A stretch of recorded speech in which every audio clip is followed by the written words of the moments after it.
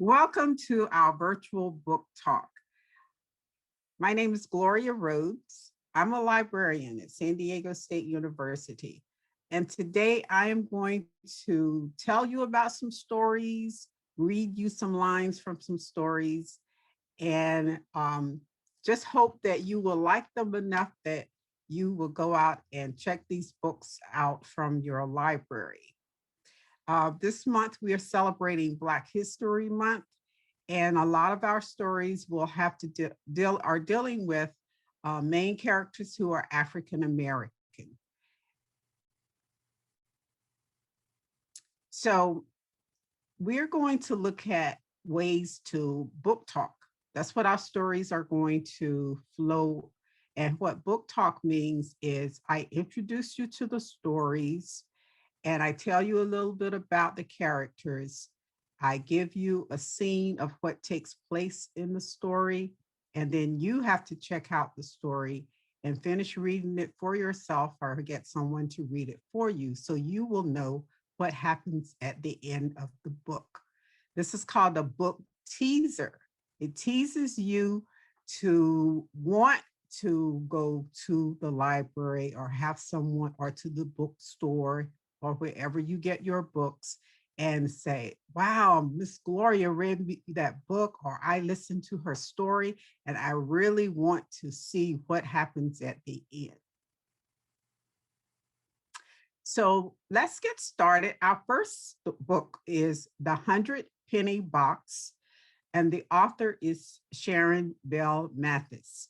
I love this book and I love the story because I actually met the author at a library event. And she signed this book many, many years ago for my son.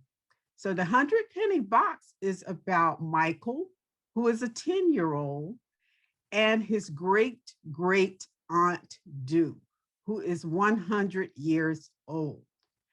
And Aunt Du has an old raggedy box, but that old raggedy box is so important to her because in that box is 100 pennies. And these pennies represent the 100 years of her life. And as an old lady, Aunt Du sometimes forgets things, but she always remembers the important date of her life from that old 100 penny box. So what she will do, Aunt Du lives with Michael and his mother and father because she was old. They went down and got her from her home and they had her to live with them. And I know some of you, maybe you have your aunties or your uncles or your grandparents living with you. So this is what happens in this story. So I want to read you a line from the story. And it says, Aunt Du, Michael whispered to his great aunt's wrinkled face. Can we play with the 100 penny box? Precious Lord. Aunt Du, let's count the pennies out. Take my hand. Aunt Du, lead me on. Michael thought for a moment. He knew the large, stretched wooden box was down beside the dresser on the floor where he could easily get it. Except it was no fun to count the pennies alone. It was better when Aunt Du whacked him a little and said, stop right there, boy. You know what that penny means? And he said, you tell me. And she would tell him. So to hear what some of the stories that happened in Aunt Du's life and how she remembers those stories by Michael picking up those pennies and counting them. She'd say, like when he got to 30, 1930, I know what happened in that year, and go on and on and on. So pick up the 100 Penny Box by Sharon Bell Mathis and read what fun, but also some sadness that happens with the great Aunt Du, great Aunt Du, and 10-year-old Michael. Thank you. I have added some activity sheets to the stories. So once you read the story or have the story read to you, one of the activities I suggest is like get an old shoe box or a plastic jar or a plastic button and start saving pennies. And you can set pennies for, then you can go back to your 100 penny box, and maybe when you're 15 or 20, you can look at the years and see what happens, maybe your graduation or your birthday, when you got a special gift, or Christmas, and just have your remembering stories based on your pennies. And the other one, I read you a part where it says the old box was scratched up and dented, and because I do have that box for a long time saving her pennies. So maybe you can draw and color a picture of what a 100 penny box may look like for you. So it would be a penny box, wouldn't be 100 years, but it would be something special. So that's activity 2. Thank you. The 100 penny box by Sharon Bell Mathis. Our next story is called Brave Black First. And this is a relatively new book. This book was published last year in 2020, and it's 50 plus African American women who changed the world. And there also are books of 50 plus African American men who changed the world, or books on men and women who led who will share their story about how they have contributed to the American way of life. But this one's 50 plus African American women who changed the world.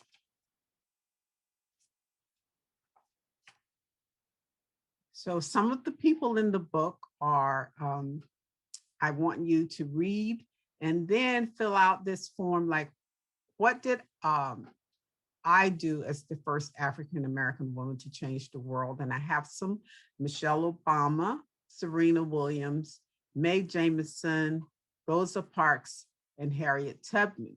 And so you can read the book and learn all about these famous women. One of the women who did something that's in this book, her name is Katherine Johnson. And Katherine Johnson, and if you've seen the movie Hidden Figures, she was one of the characters portrayed in Hidden Figures. She was a mathematician. So what that big word means is she loves math. And one of the stories I read about her is Katherine loved, early in her career, she was called a computer. She helped NASA, which is a space organization, put an astronaut into orbit around Earth. And then she helped put a man on the moon. And you know how Katherine knew, or her parents knew, she was going to like math, is because as a young girl, she loved to count. She counted everything. She would count the number of steps she took to the road. She counted the steps into church. She even counted the forks and plates when she washed the dishes. And from that love of math, she became a mathematician and did wonderful things in her life. And that's one of the stories about 50 plus African American women who changed the world. And they were brave, they were Black, and they were first.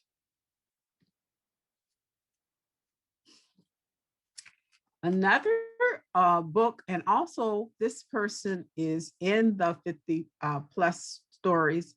The book is called Mae Among the Stars by Rhoda Ahmed. And this is the story of Mae Jemison, the first African-American astronaut. And when little Mae was a child, she dreamed of dancing in space. She imagined herself surrounded by billions of stars, floating, gliding, and discovering. She wanted to be an astronaut. Her mom told her, If you believe it and work hard for it, anything is possible. May Among the Stars by Rhoda Hamed.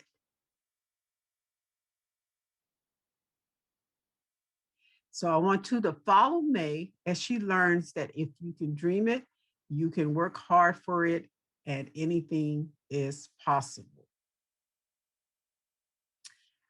Our next story is called Hula Hooping Queen. So the hula hoop is this little round thing that you use your hips and you see how long you can keep it going because you're twisting with it. And so this story is called The Hula Hooping Queen, and it was written by Thelma Lynn Garden. The Hula Hooping Queen. A spunky girl has a hula hooping competition with her friends in Harlem, and Harlem is in New York.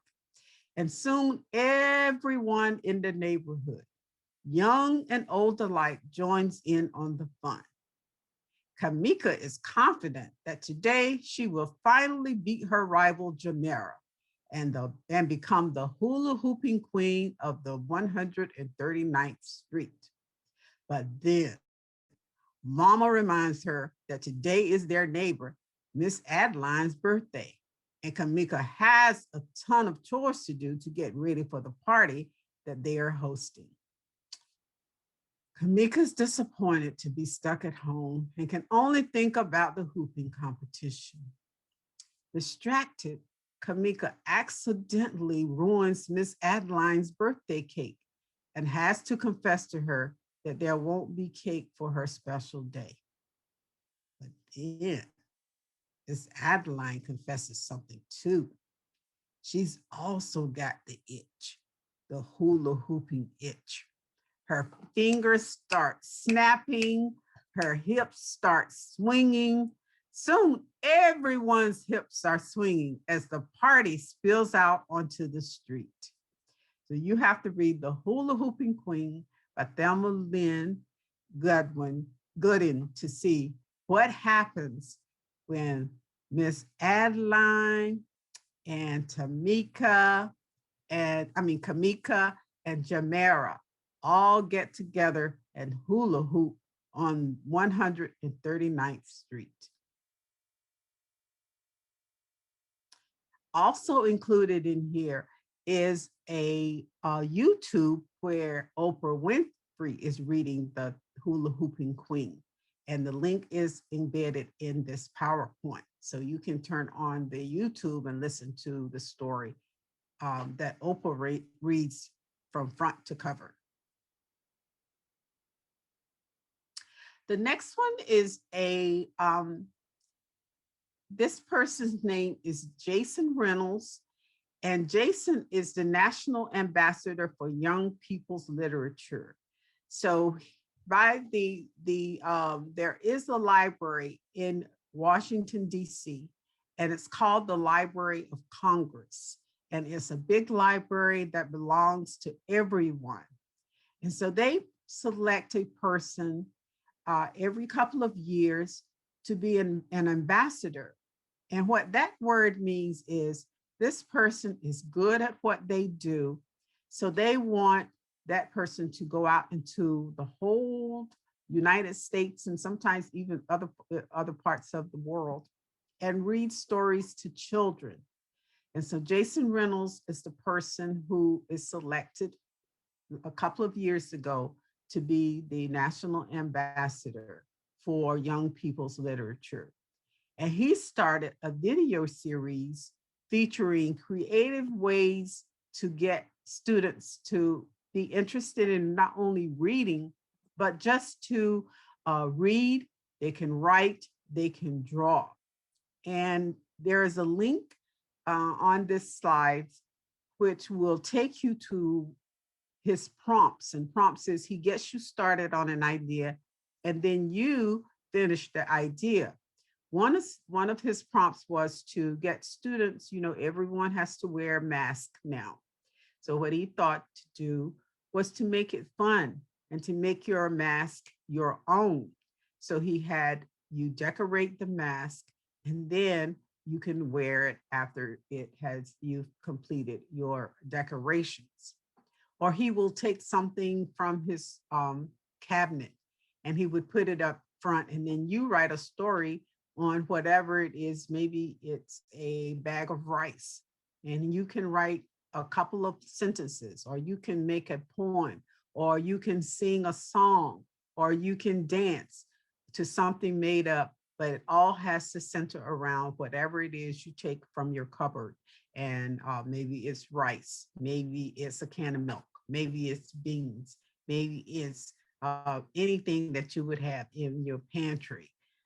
So that's what write means. It's like grab your mic, tell your story, and based on whatever prompt it is he's given you for that day. It's a lot of fun. He's a lot of fun. So I really invite you to take a look at this website, Write, Write, Write. Gully's Travels by Tor Siedler. And this is a story about Gully. And it starts, it's a long way from Manhattan to Queens, another New York story, from premium canned food to cheap dry pellets, from the life of luxury and refinement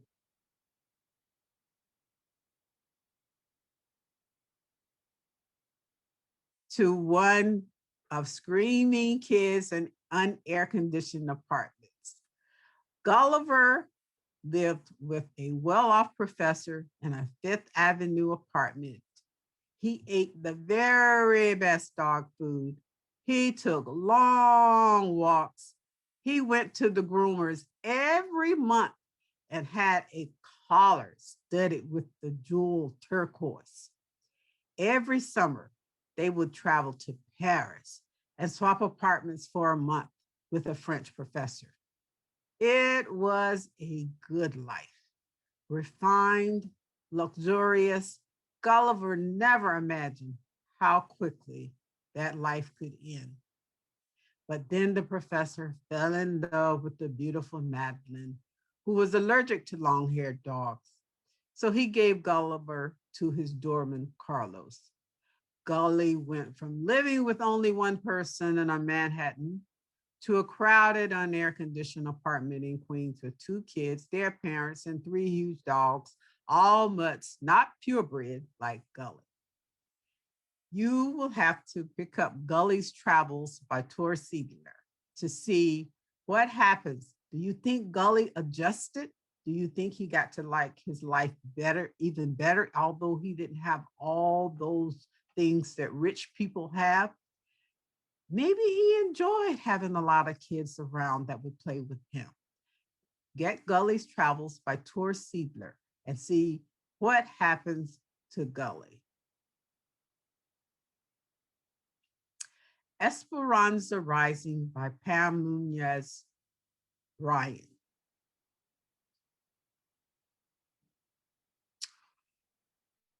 Esperanza thought she'd always live a privileged life on her family's ranch in Mexico. She always had fancy dresses, a beautiful home filled with servants, and mama and papa and abuelita to care for her. But a sudden tragedy forces Esperanza and mama to flee to California and settle in a Mexican farm labor camp. Esperanza isn't ready for the hard work, financial struggles brought onto her by the Great Depression or lack of acceptance she now faces. When mama gets sick and a strike for better working conditions threatens to uproot their new life, Esperanza must find a way to rise above her difficult circumstances because mama's life and her own life depend on it. See the adventures or read the adventures of Esperanza Rising by Pam Munoz Ryan. I have a link in here. There is a website where their International Children's Digital Library, and it's a library for the world's children. So digital means that the stories are online. You can even turn the pages online to read the books, and you can go into this world of children's books and read books that you would like, or just see if you would like them. They are books based on your age, your interests. So this is just one of the many resources that I will be telling you about as we continue the storytelling festival. Thank you for listening to me today. And I hope you check out some of these titles are at the library at San Diego State University, because even though we are a library for students who have graduated high school, so they're older students, we also have a wonderful children's literature collection in the library. And most of these books that I've read for you today are in our children's section. It's called our Juvenile Library Collection. So happy reading. And I want you to pop open a good book, get a good bowl of popcorn, and enjoy your stories. And be sure to start with some of the books that I read today, because remember, I told you what the book was about, but I did not tell you how the book ended. So I know you want to go back and finish reading all these wonderful stories. Again, happy reading. Gloria Rhodes. I'm a librarian at San Diego State University.